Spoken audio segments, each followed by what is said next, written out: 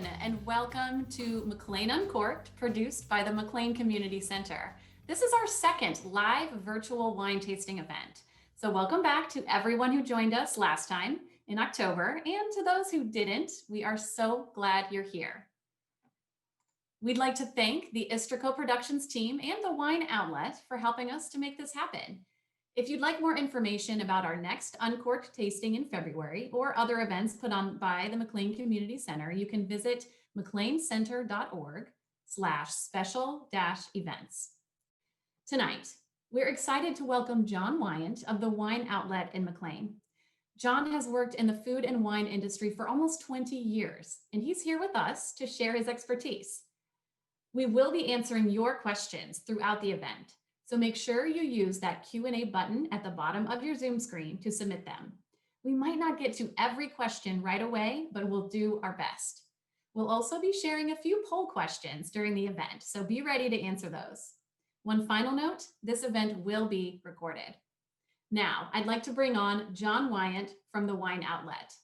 All right, John, why don't you tell us a little bit about the Wine Outlet and what you'll be sharing with us today. Thank you very much. Yes. My name is John Wyant, obviously, and thank you again, Julie, and to the McLean Community Center and the Uncorked event. It's great to be involved here. That means a lot to me, having been a McLean resident for many years and spent a lot of my time in McLean. Now I'm currently at the McLean Wine Outlet. It is a local store here on Curran Street. We're just down by Miyagi Sushi, actually. And we've been in business here in this location for 3.5 years. Many of the customers that have signed up already, I know, and I'm glad to have you with us. And for a lot of you others, I look forward to getting to meet you in the future. That's great, John. So why don't you tell us about the wines and what we'll be doing first?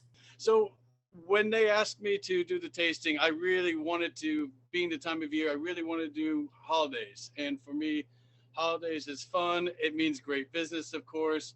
And for wine, it's just, there's a specialness to it. And when I pick out wines that I like to think of friends and family, but also food, because as you can see from my bio, I started out from the food industry. And personally, I learned wine through food. And so I always am thinking that way. Every time that I have a glass, it's sort of like, what would this be good with and stuff. So for me, in that sense, the holidays are probably the easiest time to pair because there's always a great meal to look for, a great glass of wine for. I'm going to start though with something I always like to do at the holidays is sparkling wine. And sparkling wine, of course, it's festive, it's fun, and it's a great way to kick off the evening. But we find that a lot of people get a little nervous about it because opening a bottle can be very intimidating, to say the least. So to start out, I am actually going to start with the bottle and show you my tips for doing a safe opening of a bottle that will still be fun, be festive, and not take anybody's eye out. So I will start here by taking off the foil, which you can do ahead of time. And if you haven't opened your bottle yet, by all means, go ahead and try with me. If you have, well, please start drinking. On most champagne bottles and sparkling bottles, you have your cage here, and the cage has a little twist on the side. And once you've pulled it off, put your thumb on top here, and you just twist the cage. And you can take your time during this part. And once you have it done, from here on out, your thumb stays put in the same place, or you keep the cork covered at all times. For me, I like to take my opposite hand, cover it up, and from now it stays in this position. And then I slowly move the bottle left and right until the cork just starts to work its way out. And as soon as it pops, we tilt it at 45 degrees. This allows the aroma to first come out, the bubbles release, and no wine is spilled, and you have the perfect opening. Then you can take the cork, put it down, and notice that your eyes are in perfect shape and nothing got damaged, and it's the way to go. So interestingly, they just did a poll, and I want to make sure you see it, that the wine that everybody's most excited to try this evening at 44% is the Côte du Rhône. Oh, all right. All I can say is then you're in for a treat to be surprised, because as great as the Côte du Rhône is, I'm actually most excited about the first and the last wine. So I think we all have something in store for us to have a lot of fun. If you have your wine glass out, though, why don't you go ahead and pick it up? I can't see you, but we can at least bring forward and clink. And it's our time to be together, even though we can't be, and still appreciate each other and appreciate the group for bringing this together. Before I start in too much on this, I'm going to take a little sip and just smell and let you guys do the same, because I don't want to deprive you while I talk too much and you don't get to drink.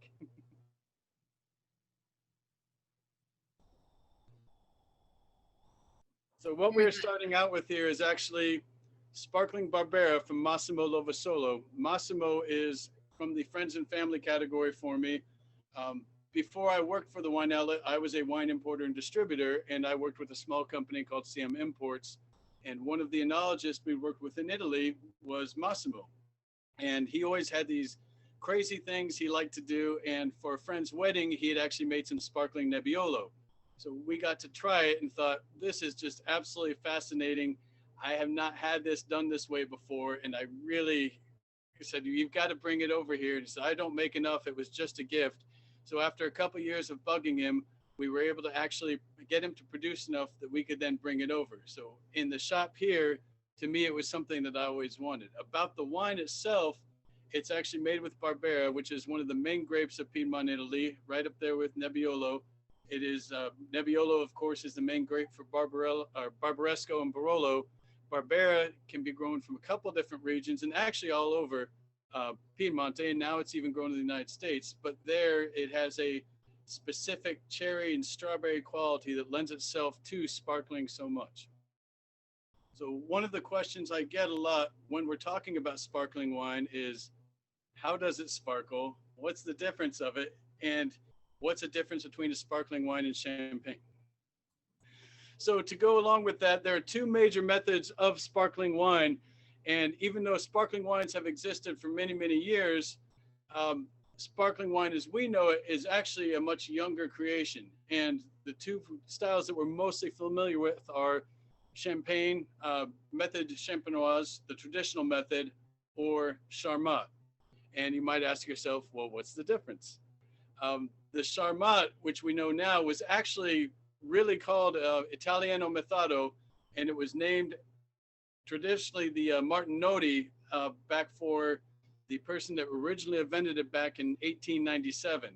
In 1907, it would actually then be patented and improved by a French person named Charmat, who lent the name and sort of stole the style.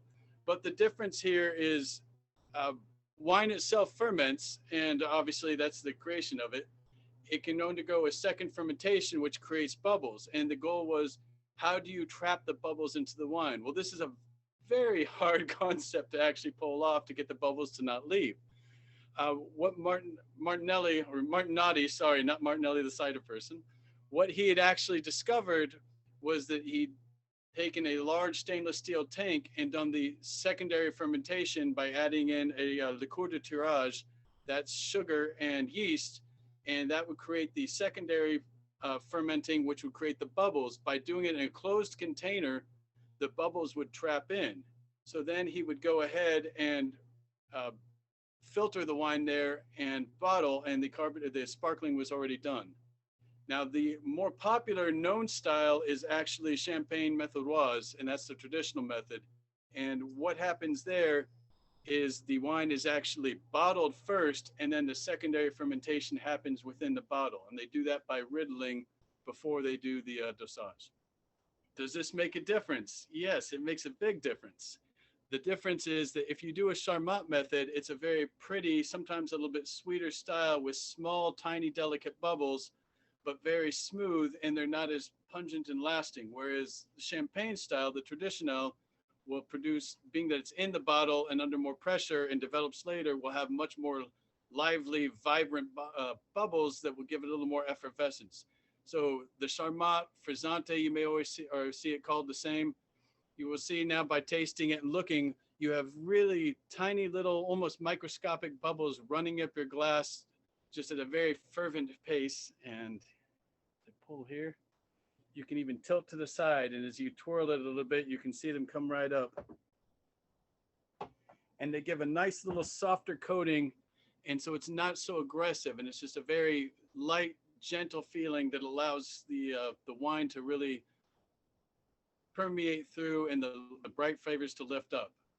Um, that is, I think, really evident here by using the Barbera grape, a non-standard grape that you would have for this, in that you have bright cherry flavors and lemon peel and strawberry and creaminess all coming together.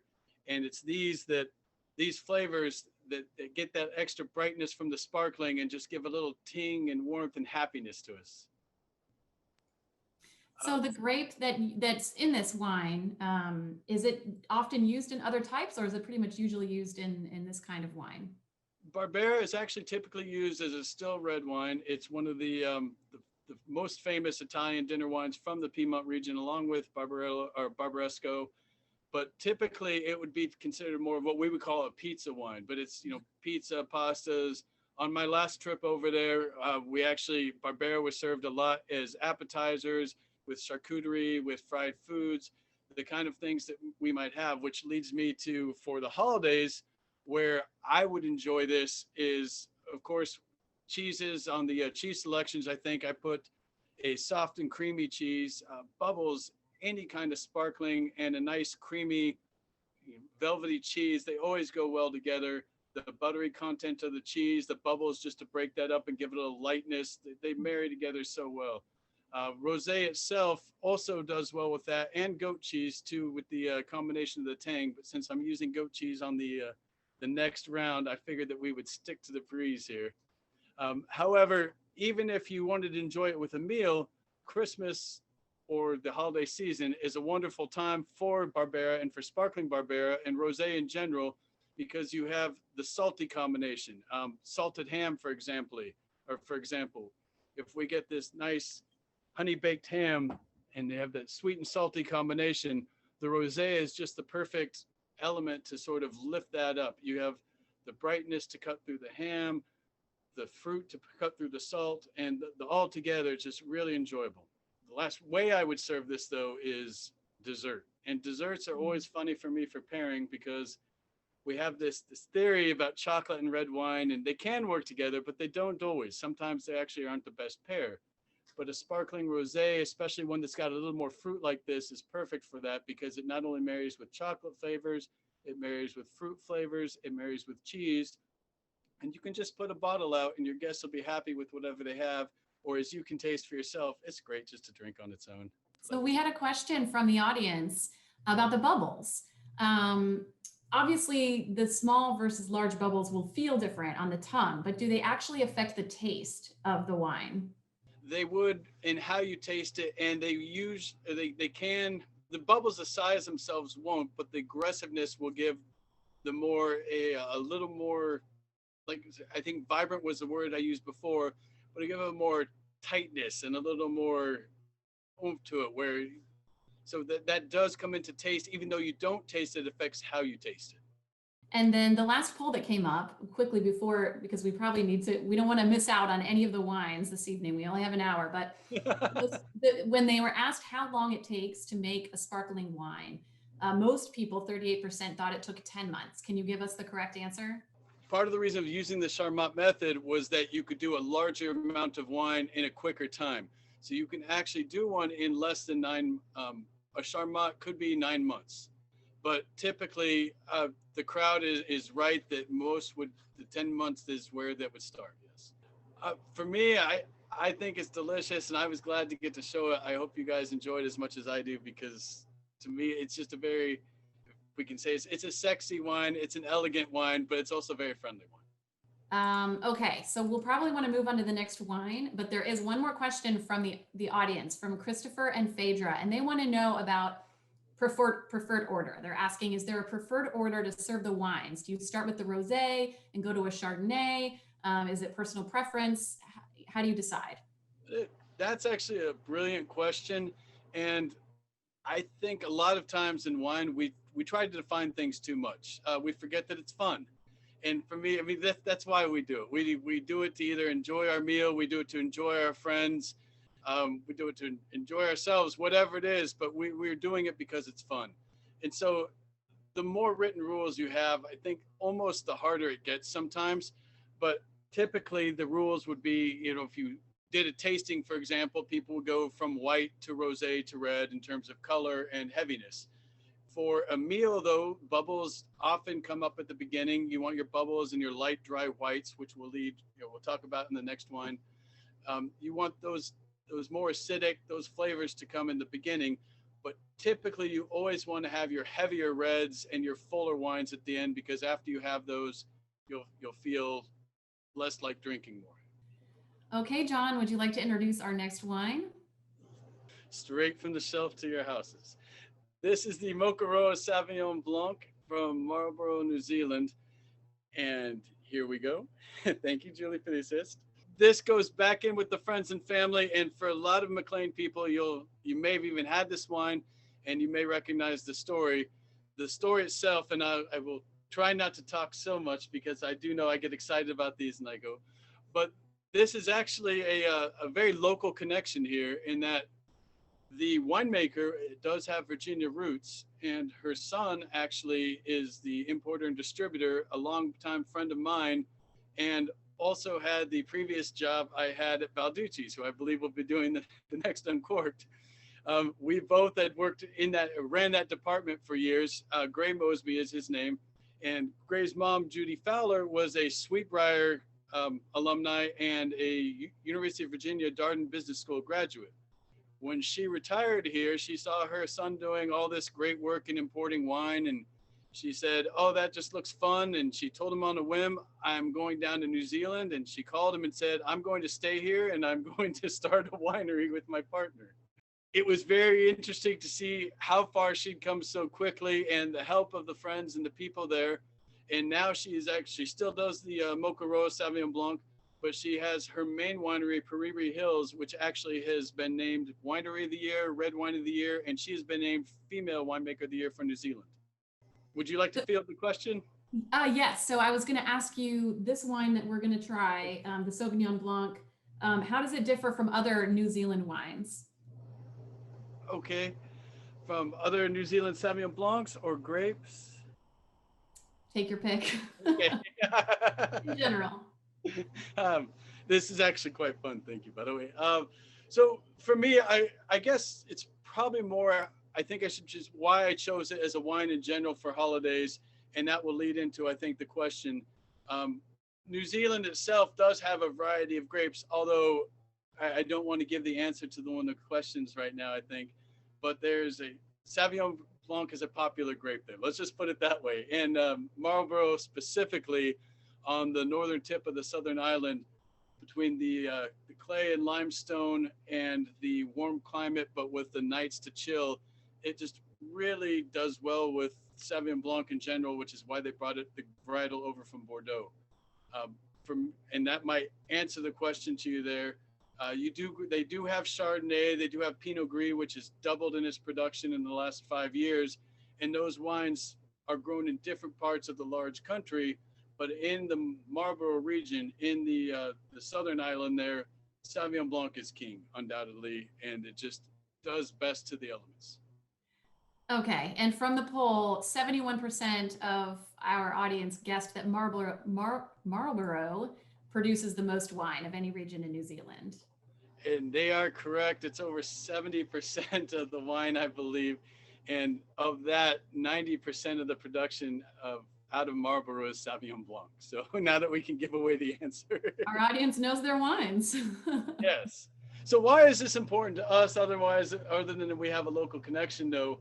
To me, dry, crisp wines are a must for any holiday entertaining and entertaining in general. And I relate to people when you go to a restaurant or a party and they start you out with a dry, crisp white. This is the geeky science part coming back in.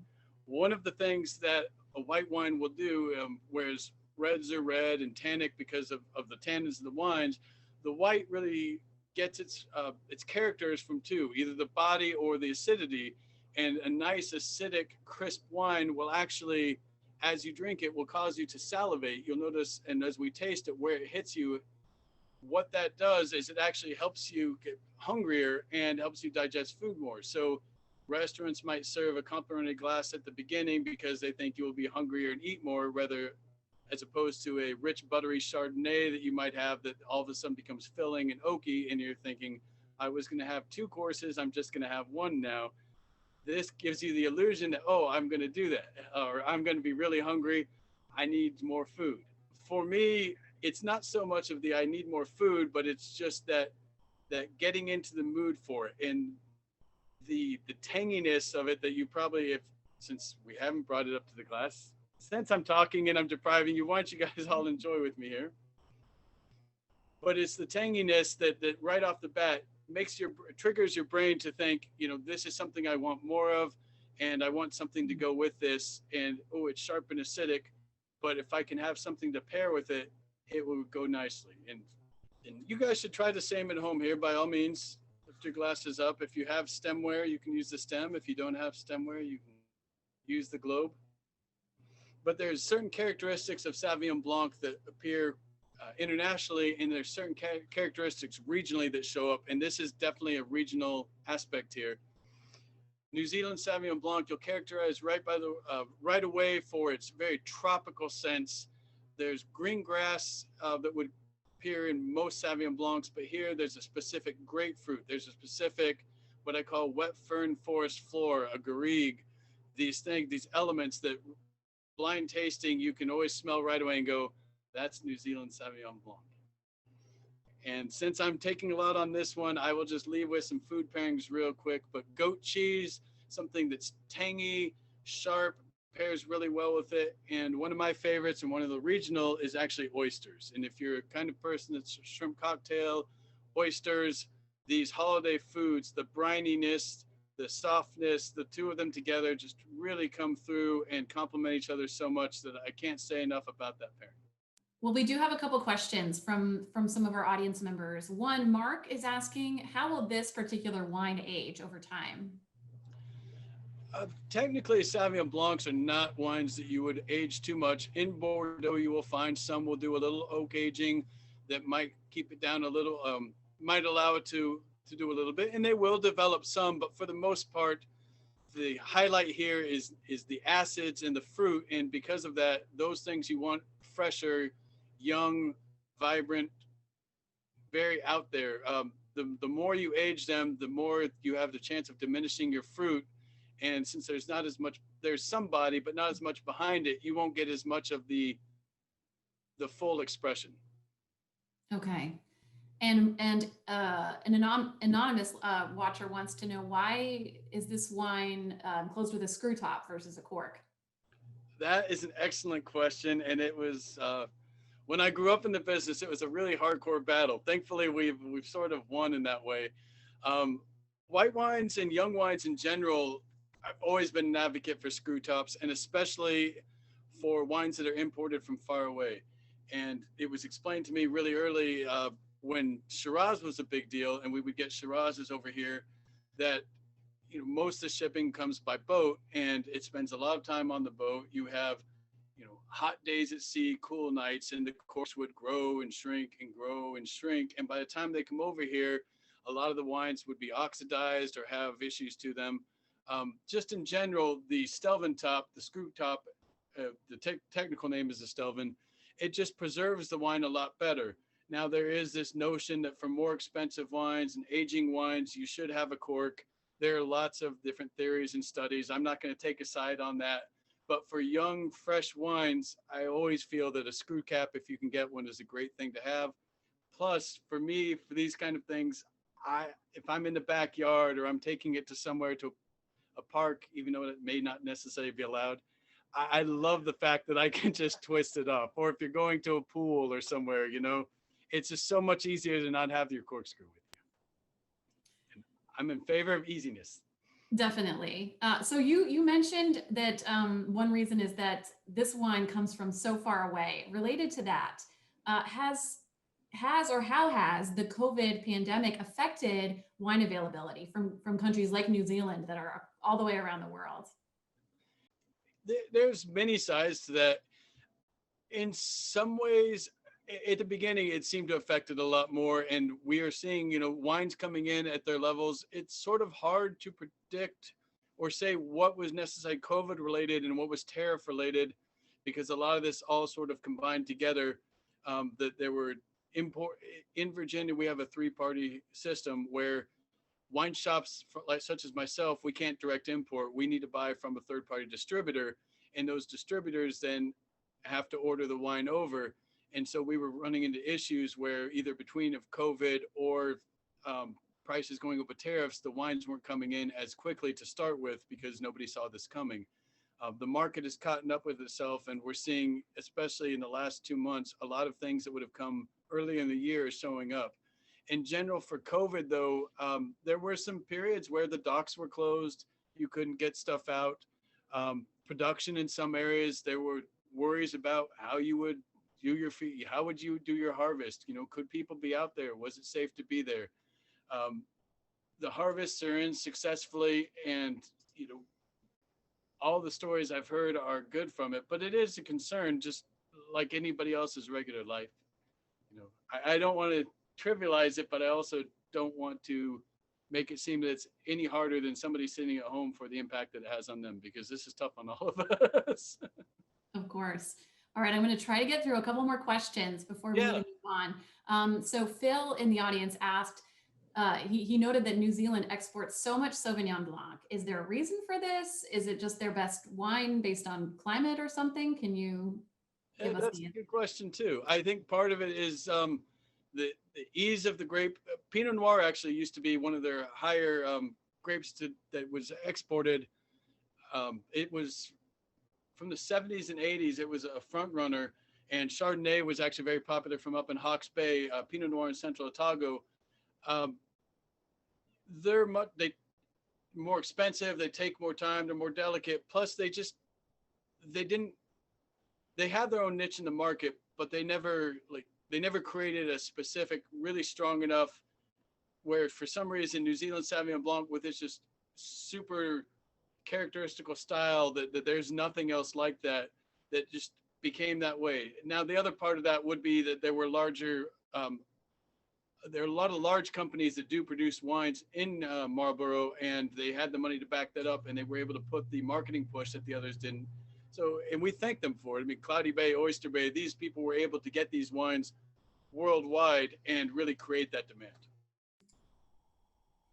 And from another anonymous audience member, what temperature should we serve this wine at? Again, that's a personal preference on it. I honestly feel that we serve wines too cold, and I like my whites in that low 50s personally. I know some people like them straight out of the fridge, but I feel that mutes the flavors, and especially the aromas. To get the full, to me, the full feel of it, yeah, it means the acids will be a little brighter, but I definitely, either if you keep it in your refrigerator, bring it out for about 15 minutes, let it hang out, let it get used to it. You know, don't be in a rush just to drink it, or, you know, in your wine fridge, in that low 50s for me is a nice area to have it. Okay, now I have to ask this question because we talked about corks versus screw tops, and there's been a little bit of getting used to with the screw tops. What about boxed wine? I mean, we all have heard the jokes about the boxed wine, but are we justified in looking down on it, or what's the deal there? In the business, we joke about boxed wines a lot, but we'll be the first to admit that they've come a long way. Again, I think all of us, as we progress in this world, whether your feelings on it or not, of environmental issues, we support, you know, less waste, we support easier transport and lower costs. So the box is very intriguing. And the biggest thing that's happened in the last 5 years is quality producers putting good juice into those kind of formats that we don't really thumb our nose. We still joke about it, but we don't really look down on it. You know, if you find a wine you like and it's in a box and you like to drink it, there is nothing wrong with that.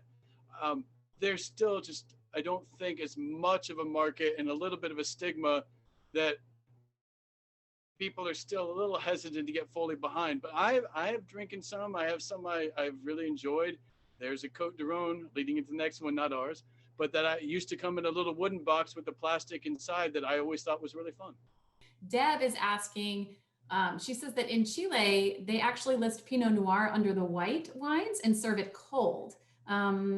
Can you speak to that? And is that the wrong way to serve Pinot Noir, or is that acceptable to you?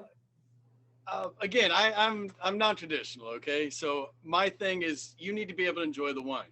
So if you like it colder, drink it colder. Much like I think that we drink our white wines too cold, I think we drink our red wines too warm, especially in restaurants where they're lit up by beautiful light displays to make them show and pop, and then the heat gets to them. Personally, I like my reds not that much warmer than my whites. And Pinot Noir, fruit forward grapes, lighter grapes, I think a little chill is perfectly fine. And I enjoy some Pinot Noirs that way too. Maybe not a Californian, but a lighter New Zealand, a lighter Chilean. I don't see anything wrong with that whatsoever. For me, it actually it calms the acids and calms the alcohol a little bit. And in this case, it allows the fruit to be a little more prevalent if the fruit's not overbearing. If it's overbearing or the body's too much, then it could be a bit of an issue. Very interesting. Okay. All right. John, why don't you take us into our next wine? All right. So the next wine we will do is Roman dRenee, Domaine de Caban, Côte de Rhône. So again, Côte de Rhône from the Rhône Valley, the red blend. The Rhône Valley is known for being separated in a good way this time with north and south. This is mostly Syrah based in the north, and in the southern part, you have your GSMs. Now they've taken the world by storm. Grenache, Syrah, Mourvèdre blends. And there's other grapes that can be involved, but we get a lot of people saying, oh, I had this GSM from here. GSM. This is the mother or father, however you want to call it, of GSMs in Côte de Rhône. And the first we're going to do is Domaine de Caban. Caban is actually the town that's in Rhône, the area of Rhône. So you have different levels here, and we won't get into that because that could be an hour-long discussion, and nobody wants that. But you basically have your AOC designated areas. You have your Côte de Rhône village, and you have your typical Côte de Rhône. Caban belongs to the typical Côte de Rhône, but blends the three grapes. It's in the northwest corner that this fruit comes from. The family itself, Romain duvernay, has been involved since 1904. The father, or the grandfather now at this point, was traditionally a negotiant who would sell grapes and actually arrange purchases. And one of his best clients was Etienne Guigal of the famous Guigal Northern Rhône. His son and now grandson, Roland and Romain, though, were both trained enologists, and in I think 1998 or so, Roman had said to his dad, "Why do we keep getting rid of the best grapes? We should start producing these for ourselves." And that's when the legend was born, or the wine was born. So we carry different wines from Romain Duvernay, but I picked the Caban for this one for a couple of reasons. But I just find it a great entry level into the category. It really, without being too fussy or too pretentious, lets you really enjoy what a Rhône should be about. It's a spectacular table wine. And I'm going to encourage you right now to pick up the glass of the Côte de Rhône that you have there. It was much easier with the pink and the white to differ between the two wines, so we didn't mention as much, but I will mention again that we do have the Rhône here that we are drinking. And right away, just get a nice little... If everybody's had a chance, hopefully at home you're saying what you smell. Was it plums, rich juicy plums and macerated cherries and a little bit of black pepper, maybe even some white pepper and spicy notes. And for every person in your group or in your room right now that's saying one of those, you're all right. Rhônes are great, and they're loaded with a lot of different characteristics here, which makes them, again, as I said, such a fun, friendly table wine, and they pair with a lot of different things. So we're now going to go ahead and try this.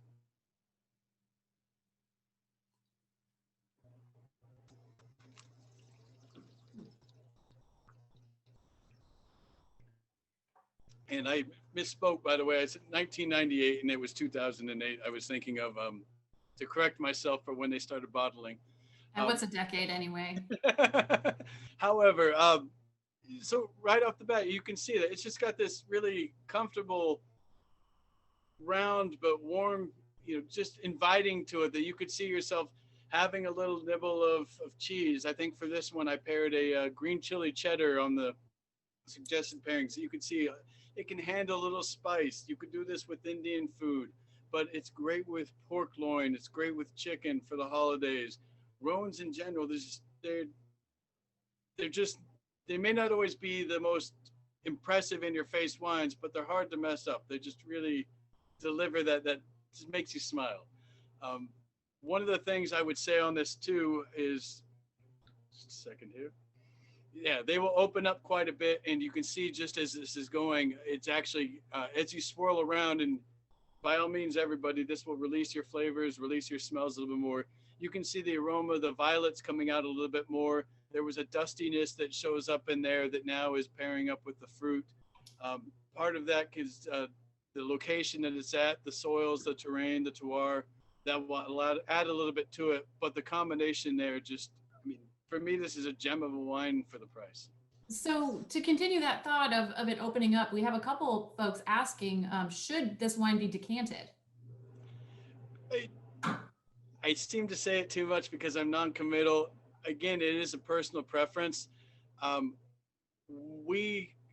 I think as you like to enjoy the wine, there's never a harm in decanting it by any means. It's just like the rest of our lives. It's a time restraint. It's a time concern. It's that we don't plan enough and we want to drink now. If you have the time and you want to decant it, you're never going to, it will always benefit you by all means. The more time the oxygen has to sort of invigorate the wine, allow it to sort of shake off the alcohol, get itself out, stretch itself, that will always be helpful. And Rhones are, Rhones themselves are very susceptible to that. They can get a little tight, as we call it, in the bottle, meaning that the flavors become a little scrunched up, a little, almost muted, and the air breathes it out, and the floral components really come through, and the fruit will actually change as it goes. So by all means, if you have it, if you don't have the time or you don't have the decanter, there's other things you can do. For me, if I know I'm getting home and I want to enjoy it, I'll just open up a bottle, I'll pour out a glass, and just so the most amount of surface area covers, I'll go upstairs, take my shower, or check my email, or whatever. And when I come down, it's already had that time for the small glass, and I leave the cork out of the rest and just let it breathe that way. Now we have a couple questions about the grapes used in this wine. Now I know that most French wines are blends, and Rhones are no exception. What can you talk briefly about what types of grapes are in this wine and what they sort of add to the wine? We have one audience member who's commenting on the spice in this wine and asking if it's from the Syrah. Okay, that's a great question. The Grenache Syrah Mourvedre is the basic blend. There are actually a handful of grapes that can be added into that as well. Some of them are even white, such as Claret will show up in some of these. But the general basis for this blend that we're talking about is the Grenache Syrah Mourvedre. Grenache is the most planted grape down there, and it actually provides a little bit of the spice, but it provides more of the cherryness to it. The Syrah will bring a little more of the peppery. So there will be some spice, but they'll attribute to that as well, but more of the smoky peppery to it in there. Mourvedre gives a little most leathery type aspect that comes in there, as well as it lends to some of the lighter fruit, but it gives a little more of the acidic and pucker to it as well. All right, I might be throwing you another grenade with this question, All right. but one of our audience members, Chris, is asking, with so many wines from so many places around the globe, would you still, or would many experts still consider French wines to be the pinnacle of wines? Yeah, that's a loaded question. It depends on where Chris lives. If Chris is French, by all means. If he's not French, no. No, I think that I love Old World. Everybody has their preferences.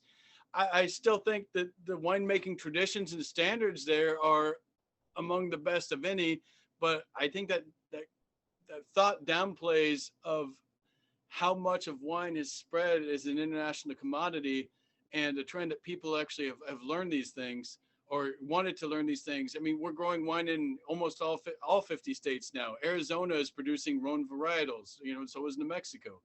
I'm not saying those wines are good or as good, and but and we have to give the French credit for that. But to me, I love Italian, and I love really geeky Italian, which will also be a lead into the next wine we're going to as I steer us that way.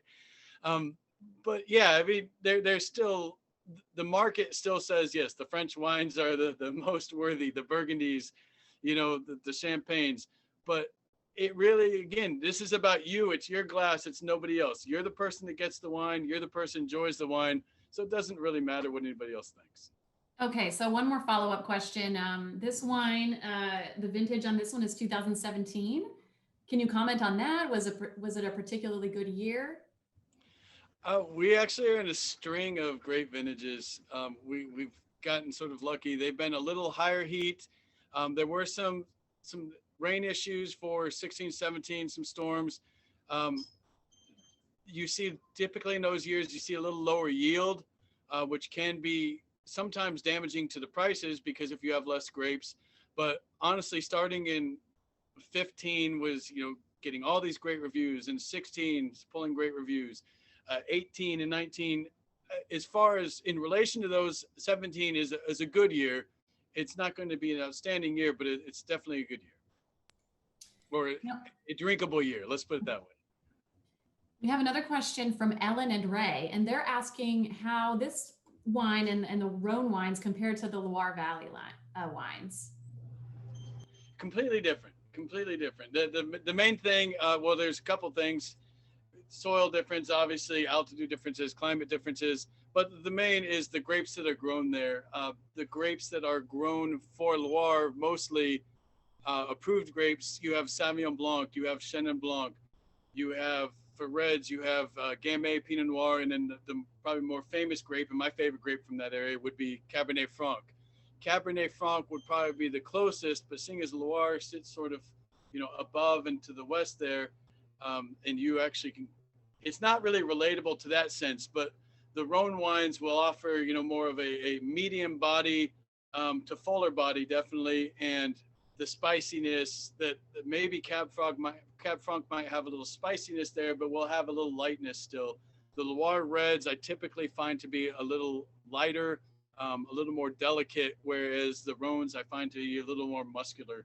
And the same for the whites, honestly. For Rhone whites usually have a more Viognier honeysuckle or Marsanne nuttiness, whereas the terrains are mineral driven and crisper. The fruits are a little more stone fruit. All right, I'm going to ask one more question before we move on to the last wine. It's very sad. Jennifer is asking if you can speak a little bit about a wine's legs, and do more legs mean better, or what do they mean? All right, Jennifer, this question comes up every time, and again, it's not a better or worse. Legs refer to the body, and if you take the last glass, you probably see this a little bit more.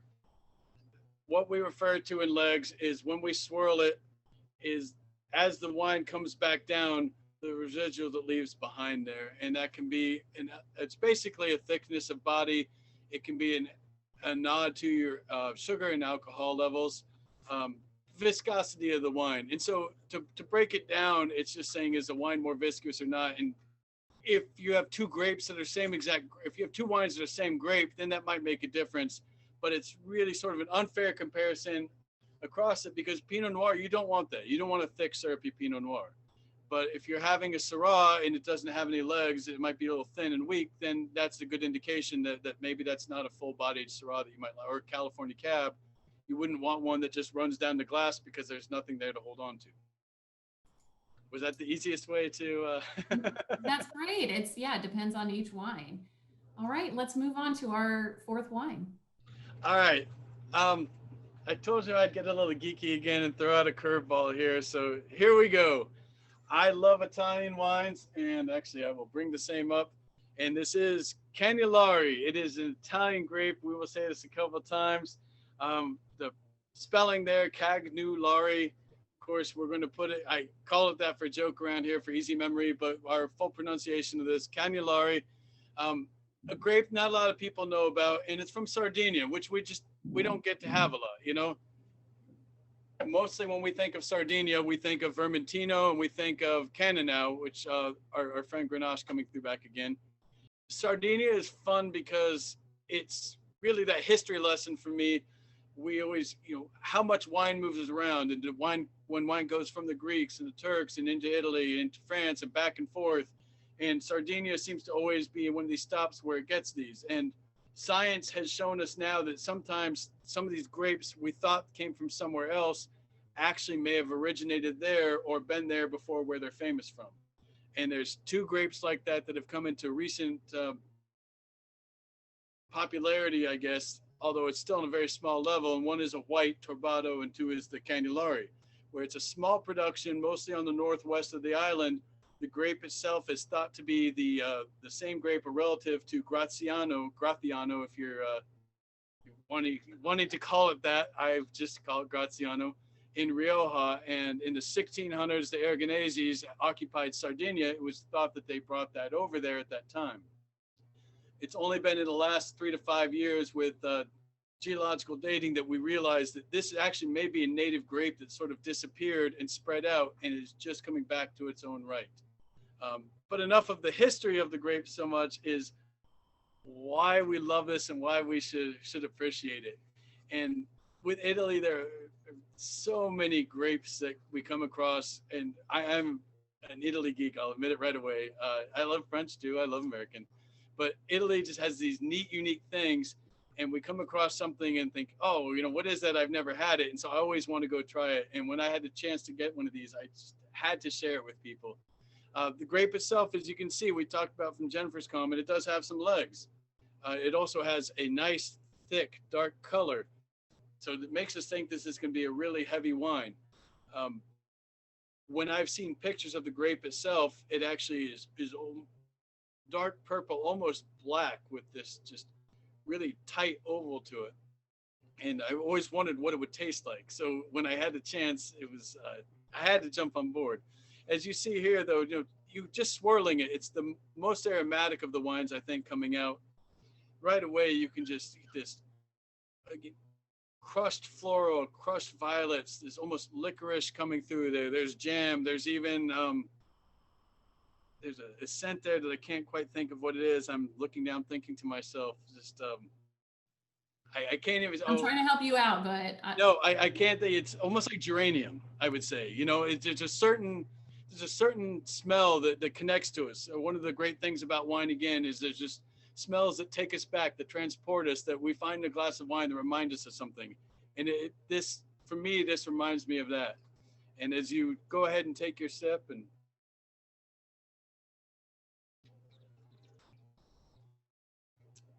you can see it still has those full-bodied aromas, but the wine itself it's a little sharp, it's a little tannic, but it's got bright acidity. It doesn't seem nearly as heavy. It looks like it's going to be a cab, but it's much more enjoyable in that sense. And you can see this would pair up really well with a pasta sauce that maybe it's got rich, fresh tomatoes and something with a little spice and a little herb to it, but also with your roast Christmas pork, some poultry. It's very universal in that sense. And this one really, by the way, will benefit from opening that the plumminess that you get now will get very rich and have almost chocolatey notes coming through. And it will hold up to red meat as well. Yeah, I've certainly never tried this wine before, and it's delicious. Let's see. Right now, there's a poll going out about some of the health benefits of wine, but we'll wait for the answer on that. Yeah, I was trying to read at the same time. Yeah. How long, ideally, should they save this wine? Well, not this bottle because they've already opened it, but how long should one save this wine before they drink it? You'll notice, actually, this is a 2019. I believe on this one. I don't have my glasses on now. But I was surprised that it was a younger vintage upon release.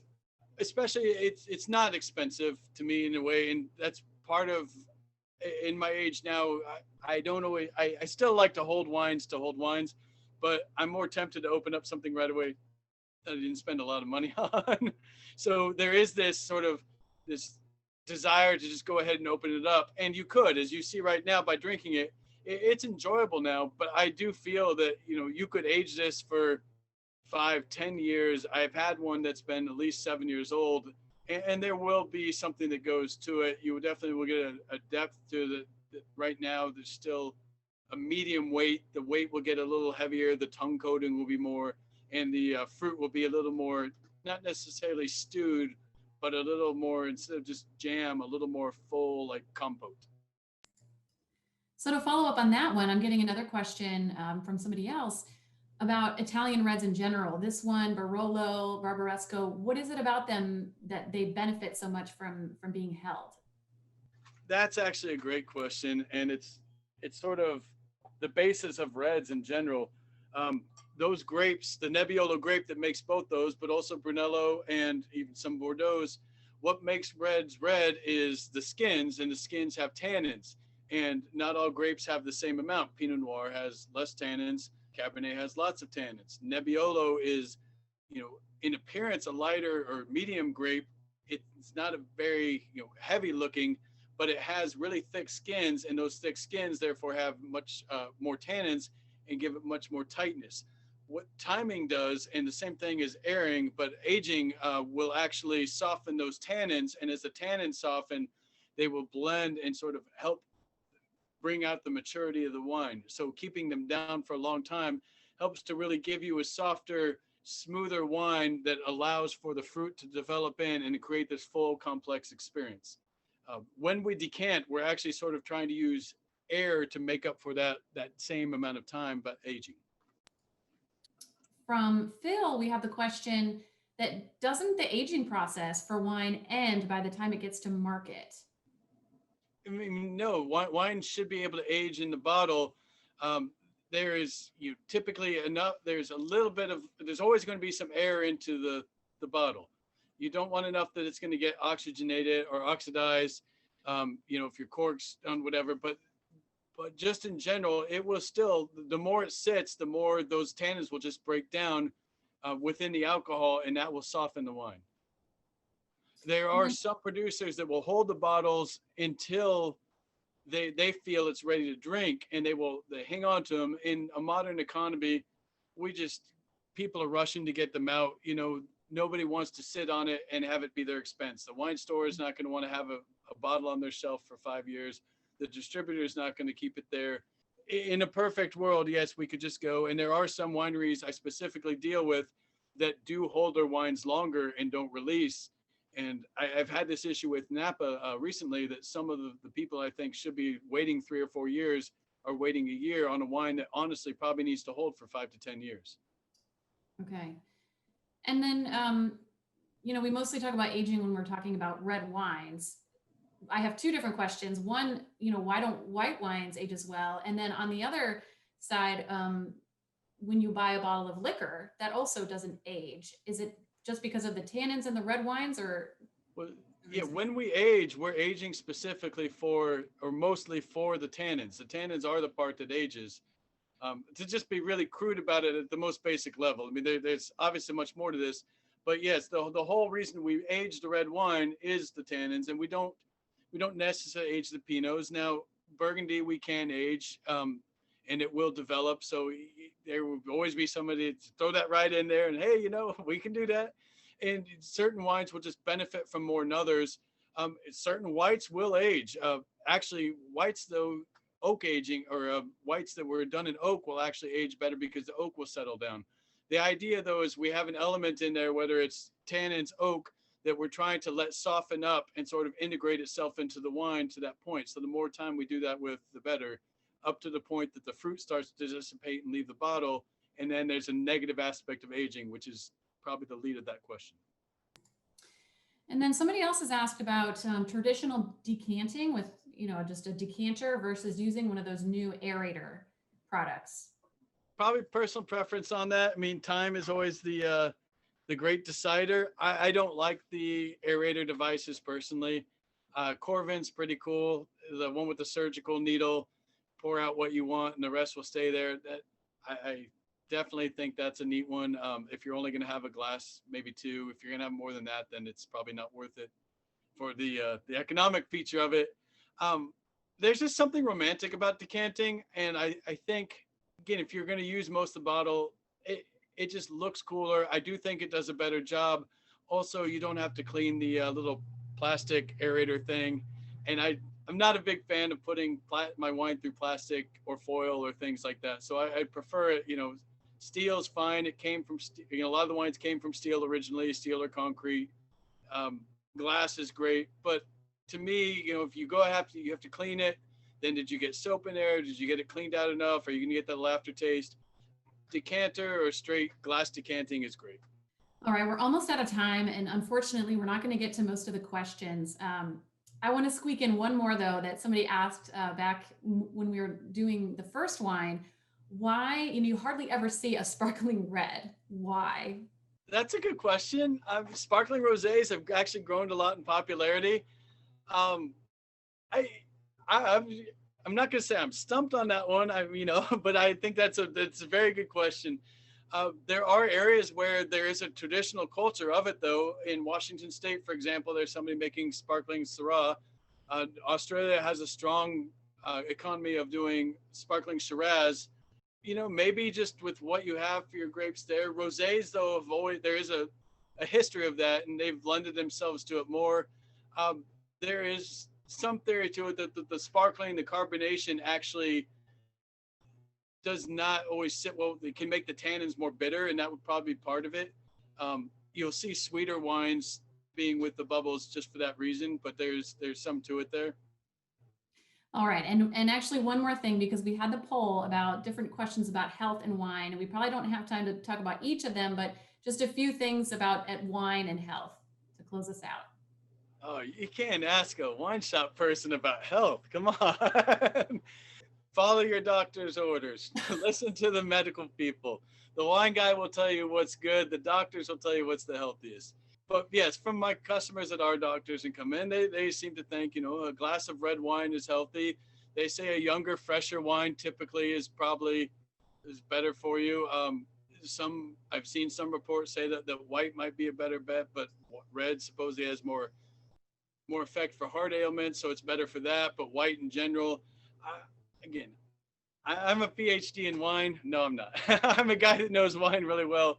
I'm not a doctor, but I do think there is some elements to it by all means. Well, I'll play it safe and make sure I get white, rosé, and red on a regular basis. That's to me is the basis, and moderation. That's the biggest thing I can say to people is moderation. All right. Well, unfortunately, very unfortunately, that's all the time we have. I'm sorry. Thank you so much, John, for a wonderful, educational, and insightful and very fast hour. And thank all of you, our audience, for joining us tonight. Make sure you remember to visit the Wine Outlet in McLean. You can get more information about them and all their wines at thewineoutlets.com. And I know we didn't get to all of your questions. If you have some remaining or you think of some in the days and weeks to come, please feel free to reach out to the Wine Outlet directly. You can reach them by email. Their email address is mclean@thewineoutlets.com, or you can follow them on Facebook and Instagram. Their account is @McLean Wine Outlet. Once again, thank you all for joining us. We hope to see you for our next wine tasting, which is on February 7th. You can get more information about that and all of the upcoming events with the Community Center at mcleancenter.org/special-events. We hope you enjoy the holiday season. Thank you all so much, and good night.